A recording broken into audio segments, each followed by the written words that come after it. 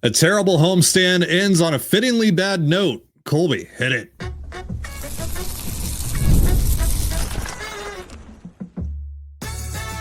You are Locked On Mariners, your daily Seattle Mariners podcast, part of the Locked On Podcast Network, your team every day.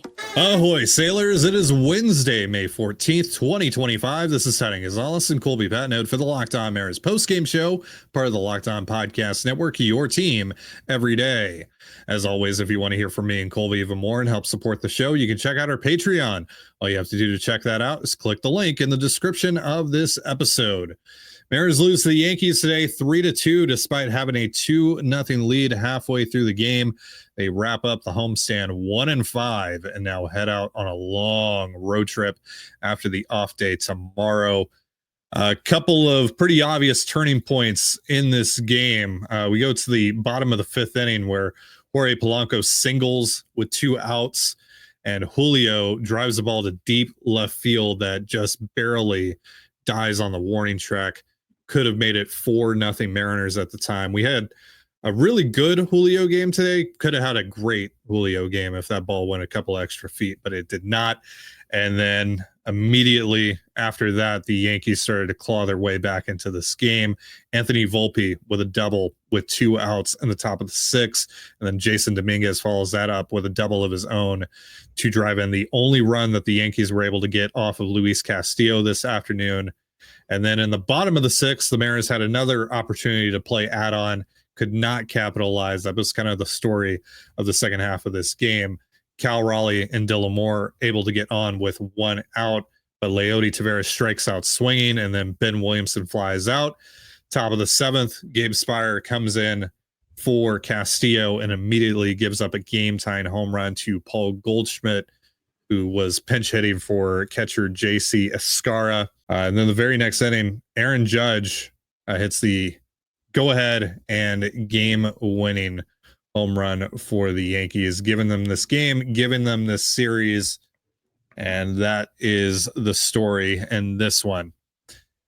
So, Colby, I want to start out by asking you about the decision to go to Speier specifically to start the 7th.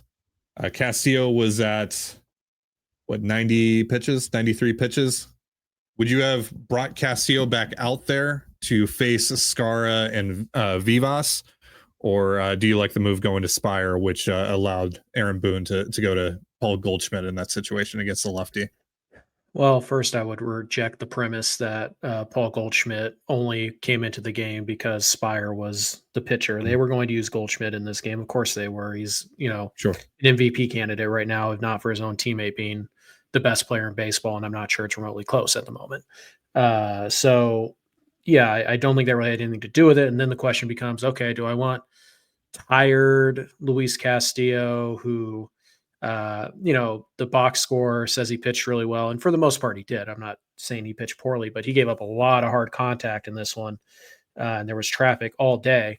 Do I want to do that, or do I want to go to a fresh arm, one who just pitched really well the night before, and do it that way? So I don't have a problem with them going to Speier over Castillo, or anybody out of the bullpen over Castillo at that point in the game. And then, I guess the only thing you could argue with is well, you could have kept Speier for the 8th when Aaron Judge was probably going to come up. But again, then you have Speier against Judge, and as good as Gabe Speier's been, that's a lefty versus the most dangerous right-hitting bat in baseball. So you're kind of tough at that point of the game too. You know that you're at least going to have to face Grisham in that inning, who's been killing you all series, and so you want the lefty there. And Rice is on deck, who's a lefty as well. So in case somebody gets on, I get it. To me, I don't really have a huge problem with the process there. And at the end of the day, it's one of those cases where, Gabe just has to execute better. He threw a first pitch fastball right down the middle, and you put that ball in the corner or whatever, we might be having a different conversation. And it's unfortunate because after that one pitch, Gabe shoved. He shut down the Yankees, and kind of like Vargas in the next inning, made the one mistake, and then unfortunately, that's the only thing that we can think about right now, no matter how good the rest of the inning was. So I don't really have a big problem with that. Gabe's been your best guy. It's a 2-1 game. You're definitely going to face Grisham in this inning. You think there's probably a decent chance you're going to face Rice. And I don't know if Judge had come up in the 7th. Would you let Gabe face him? I don't know. And so obviously with Brash being down today, there's just not a ton of great levers to pull. The Mariners bullpen has been mediocre all year, and they had to get used quite a bit last night because unfortunately the Mariners wasted a Brian Wu outing because their offense was absolutely pitiful for 11 innings. And so they had to cover even when the starter did their job and went more than 6 innings, the Mariners bullpen still had to cover 4 2/3 last night as a result. And so that carries over to today. There is a snowball effect in baseball from one game to the next, and we saw it today. So I don't really have a problem with the process behind it. I think it's understandable. It's just it's a bad result, but I don't think process is the blame there. Sure. Yeah, I mean, just Gabe has to execute better, and what he's trying to do there against Goldschmidt is steal a strike, and we see Gabe do that often. And it's honestly kind of a surprise that more hitters haven't taken advantage of that or haven't been able to take advantage of that in Gabe's career. But yeah, he's trying to steal a strike in that situation, just pipe a fastball down the middle, hope that Goldschmidt is taking all the way. He wasn't, and he demolished that baseball. So yeah, so it goes. Yeah, and then the home run to Judge, it's so unfortunate because they had actually handled Judge really well between last night and most of this game today. But he hadn't done anything to truly damage the Mariners in this series. Yeah. And I mean, like, Luis had a couple of great at bats against him today. Brash stuffed him on the locker and took his lunch money last night. But yeah, he's the best hitter in the game. He's one of the best hitters of all time, and he finally got you. It was the hardest hit home run at T-Mobile Park in the StatCast era to win this game. So, that's one of those situations where, like, it sucks, but also it's just a great player. Kind of just like tip your cap moment. Like, yeah, good job. Yeah, I mean, like, I guess the question is there. Why not? Do you walk him? Yeah, do you walk him to start the inning? Even though he's the leadoff guy. Yeah. I'm not shocked they didn't. I don't think there's a lot of managers in baseball who would. But I think that's mostly because managers are largely not creative and they tend to do things a lot by the book. And it's like, oh, you don't walk the leadoff guy of an inning. That'd be stupid. Well, yeah. I don't know. Maybe we'd still be playing baseball if you did. Maybe not, but yeah, I don't know. So with the way that this offense was looking, who knows? Yeah. Maybe they would just be delaying the inevitable. I mean, they basically did last night too until thankfully they got bailed out. And Vargas ends up losing the game tonight. But he was awesome last night to be able to keep things at 1-1, like Amina as well. So shout out to those guys. And it's pretty funny. We talked about I think on Monday we talked about how this bullpen, their biggest problem is that they didn't miss bats. They're not missing bats. They can't get out of these tight jams, and they had 6 strikeouts in 3 innings today, and they had, I think, 8 strikeouts and 4 1/3 yesterday, including, a couple of big strikeouts with the runner on second, the automatic runner on second in extra innings. Yeah. So it is kind of funny that the bullpen, hey, they don't strike anybody out. And then last 7 innings, they've gotten, I think, 13 strikeouts and yet they still surrendered the game today. It just goes to show you when your offense performs like the Mariners offense did on this homestand, your margin for error is 0, and it sucks because expecting anybody to be perfect, let alone a reliever which is the most volatile position possibly in all of sports, you're asking for trouble. Yeah. So this offense has only scored more than 3 runs in 1 game over its last 6 games. Hopefully that changes going back on the road. We'll see. But we'll talk more about Julio's day, Luis Castillo's day in just a moment. But first, a reminder, this episode of the Locked On Mariners podcast is brought to you by Supply House. Get the supplies you need from the site made for the skilled trades, Supply House. Whether you're in plumbing, HVAC, or electrical work, Supply House is a reliable way to order products online. Their easy-to-use website is packed with helpful resources and the latest product info to help you get the job done right. Plus, with a complete inventory of over 200,000 parts from 400-plus top brands, you'll find exactly what you need delivered fast from coast to coast. Join the Trade Master program today at supplyhouse.com FanDuel.com/TM and start ordering plumbing, HVAC, and electrical supplies with just a few clicks. Plus, use promo code SH5 for 5% off your first order. That's supplyhouse.com.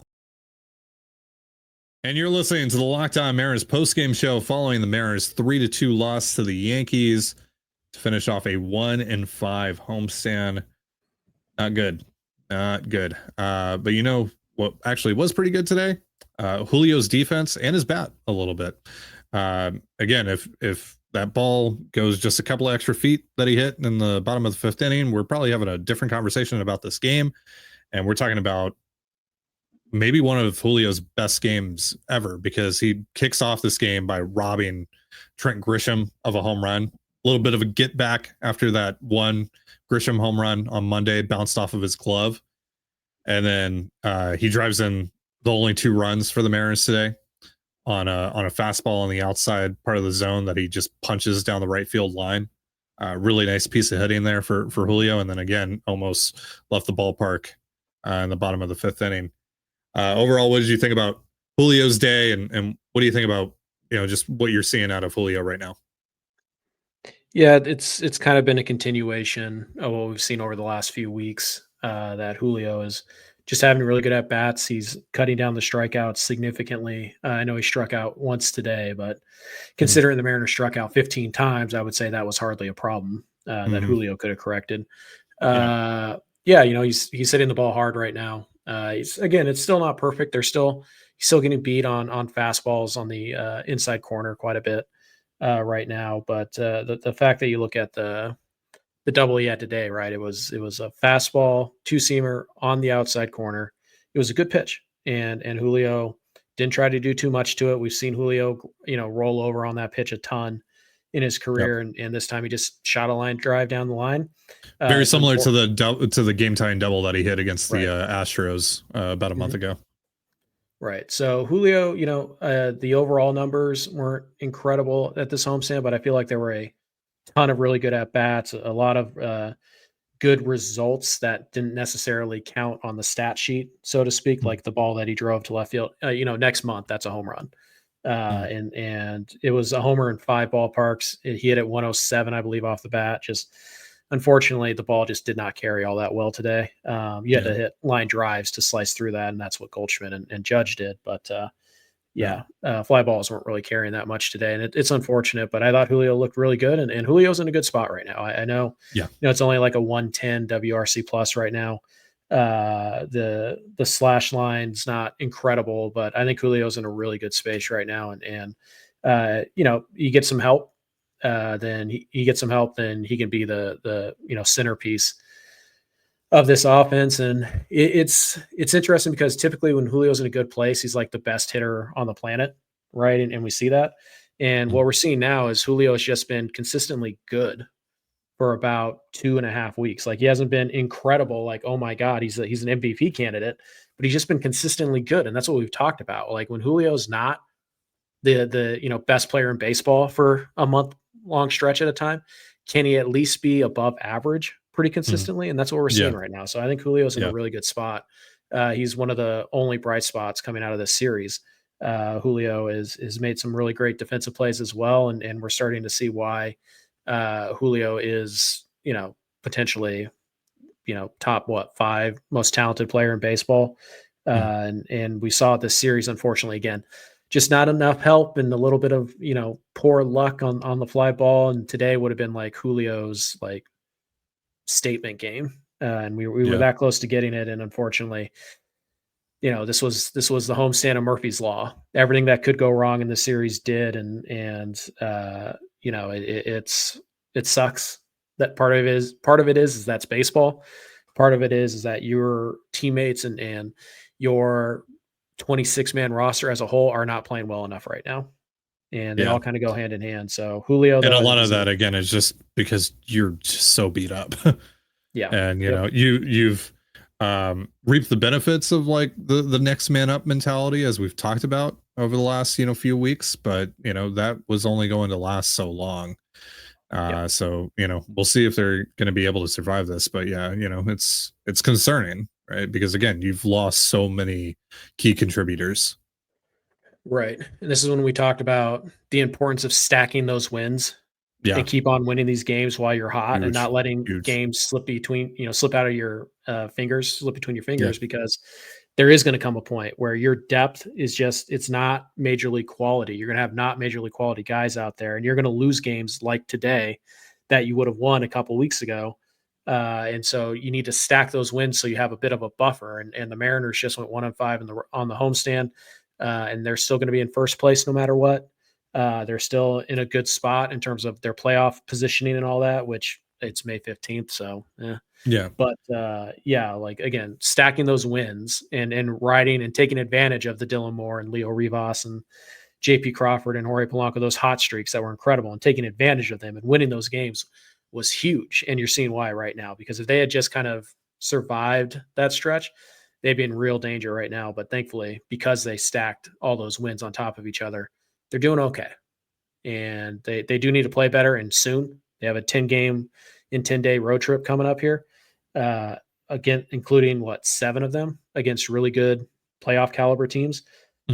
So yeah, they need to start playing better really quick. But again, thankfully they'd stacked all those wins, and hopefully day off tomorrow, you get kind of a reset here, and you can go on the road, get away from T-Mobile Park until the end of the month, and try and find some success offensively, because really the first time this year where the Mariners have gotten really good pitching in back-to-back games, I mean, that I can remember. And again, they did this against the Yankees, the best offense in baseball.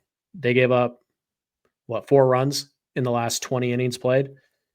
That should be enough to beat the Yankees, and unfortunately it wasn't this week, just because the offense went ice cold on the homestand. Yeah. But yeah, really nice last couple of days for Julio, especially defensively. You kind of mentioned it, but on top of the home run robbery today, he had that great grab on the ball in the gap off of Judge's bat to start the game yesterday. So despite having that one ball bounce off of his glove and over the wall on the Grisham home run on Monday, it was a really, really nice defensive series for Julio, and just a really nice series overall for Julio. Before we talk about Luis Castillo's day, I got to talk about this Miles Mastrobuoni thing a little bit here. I don't get why Mastrobuoni has earned so much favor from Dan Wilson and this coaching staff today. Now, obviously, he wasn't initially slated to hit in the leadoff spot. It was supposed to be JP, but JP ends up getting scratched with what did Dan say it was? Shoulder stiffness? Soreness. Okay. Doesn't seem like that's going to be anything too serious. We'll see if he's in the lineup on Friday, but he'll get back-to-back days off between today and tomorrow. So hopefully that's enough rest for him. But again, Mastrobuoni wasn't supposed to be the leadoff guy, but he ends up getting thrown into the leadoff spot today, and I don't really understand that. I would rather just see Julio get bumped up into that spot, and everyone else, Polo stays in his same spot at number 2, and then everyone else just gets bumped up a spot. Yeah. But Mastrobuoni has obviously had some big moments this year. He's had some key contributions. He's had pretty good process at the plate overall. He's had some pretty good, plate appearances overall. But he's slashing 211, 282, 250 with a 61 WRC plus after this game. And he's earning more favor over like Leo Rivas. Now, maybe Rivas has been dealing with something the last few days, because that's the only thing that makes him not playing justifiable. Seems unlikely since he just threw an inning. Yeah, right. Loss. So I don't they just that. genuinely think Mastrobuoni is better than Leo Rivas, which based on what? Yeah, again, like Mastrobuoni has had some nice moments this year. Like he hasn't been a 0 for you, despite the bad slash line, despite the bad WRC plus. But Rivas has been getting 5 starts in a week. Yeah, but Rivas has been better, just flat out better. So I don't get why Mastrobuoni hit leadoff today, and I don't get why he's been playing so much more over Leo Rivas. Sure seems to just be a handedness thing, and we know that Dan is obsessed with handedness, unfortunately. But I feel like Rivas has put up his best at bats from the left side, so that doesn't make any sense. I don't know. Yeah. I don't know. It's one of those things that, there's not like a great choice to hit leadoff, if JP is going to be out. Again, I would have just moved Julio up from 3 to 1 and then bumped everyone else up behind Polo.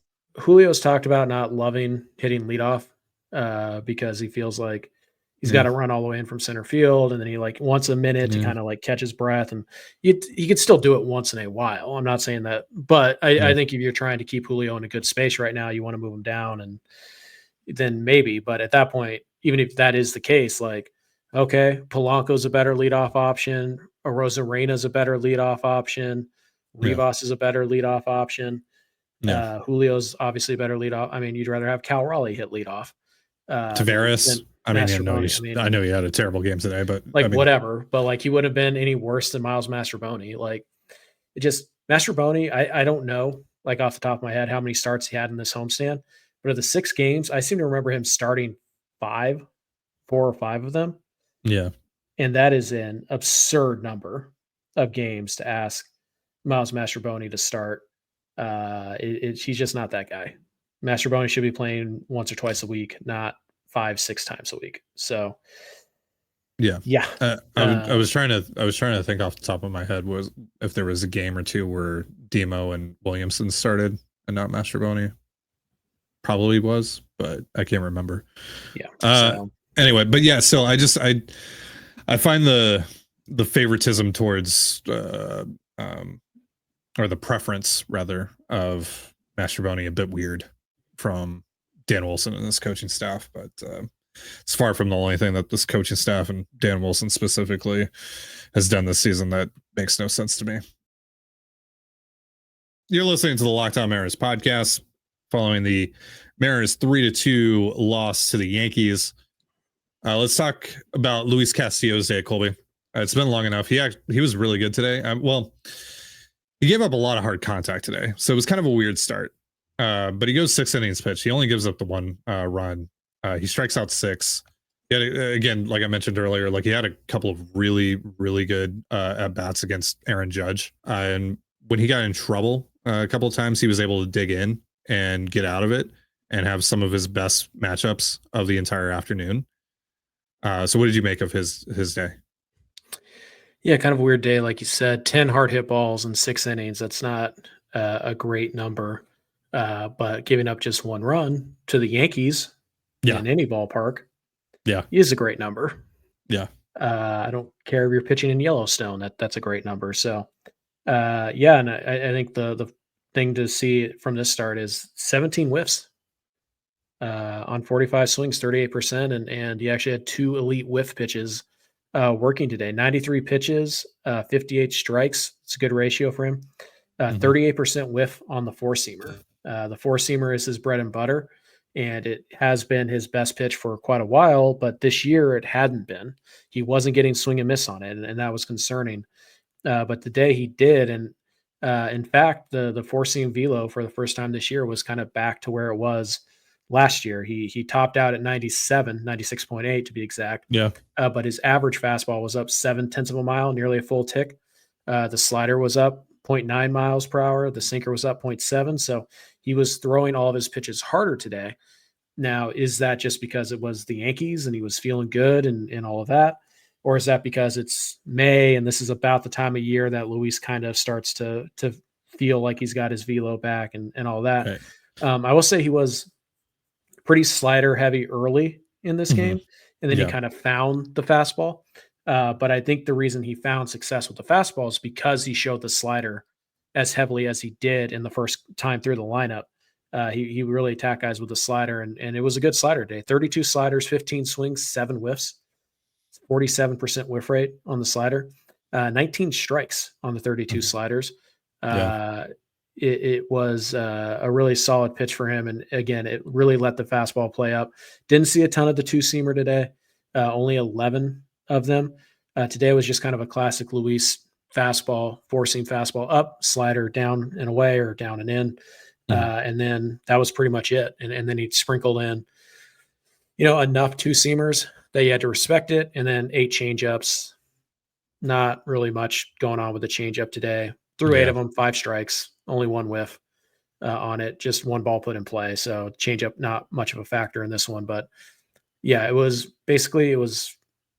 It was four seam and it was slider, and both of those pitches were really good. And I think the reason the fastball found some life today is that the velocity was up, and that's why that helps, especially a guy like Castillo. That helps. But I think it's because he showed the slider early and often that the Yankees had to respect it. And with the pumped up velo behind the slider, it made them just a hair late a lot of times on that fastball, and that generates a lot of whiffs. It also generates a lot of pop-ups that have high exit velos, but are really no danger to you because they're fly balls. Yeah. So and just I think not the as many velocity bad really misses this time, still with some. with the basketball. Yeah, some, but that's the give and take of Luis Castillo, right? Sure, he's But, never had pinpoint command and control. But but when we've seen Luis at his very worst this year, he's missing bad and he's missing often with that fastball. Right. And so Just a couple didn't see walks that today.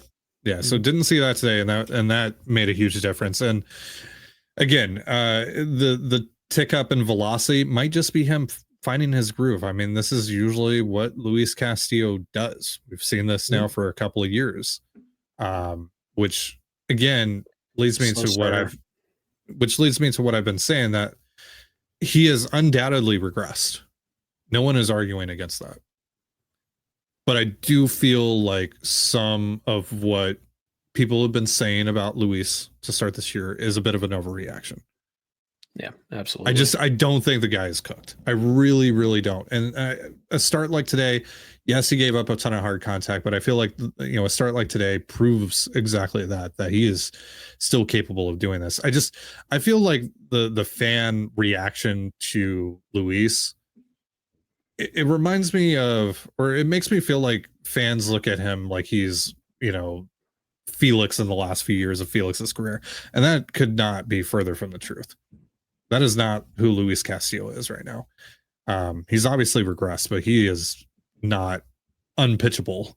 Yeah. Right now, after today's start, he's running a 3.65 ERA and a 3.85 FIP. Is that elite? Is that number one? No. Is that number 3, number 4 in a good rotation? Yeah, it is. Yeah, he's the number 5 when everyone is healthy and cooking in this rotation at this point. But he's a really damn good number 5 when that's the case, and who knows if that's ever going to be the case this year. But yeah. Right. And like, again, most teams' number 5s are not capable of holding the Yankees to 1 run in 6 innings.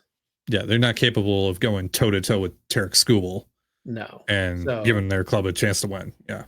Yeah, I think the days where Castillo is just going to go out there and go 7 and give up 2 or less every single time, I think those ended back in 2022, a little bit in 2023. But the pitcher he has been for most of this year and what he was last year, that's a really good starter. And this is something we had to hammer home all winter as well, when people just wanted to get rid of Luis Castillo. He sucks. Like, no, he doesn't.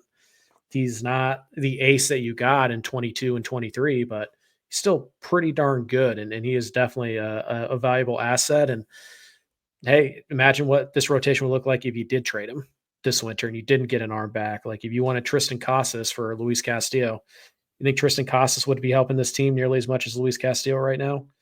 No. Like, you needed the innings, you needed this veteran. And Luis, again, I'm not telling you he's been great this year. I'm not telling you he's been amazing. He's not an all-star. Is he a good, strong number 4 starter who sometimes looks like a number 2 and sometimes has true number 5 outcomes? Yes, he is. That's what he is right now. That is still an insanely valuable player to you. And you see it today, why there's still value to a guy like Luis, who, even when he got into trouble, was able to find a way out of it. And he got the big strikeouts when he needed. And this is a guy who knows how to pitch. You know, and it's something that the Emerson Hancocks of the world can't do right now. It's something that the Logan Evans of the world can't do right now. When they get into trouble, they can't adjust. They can't, bounce back, and they can't get that big pitch to get themselves out of it.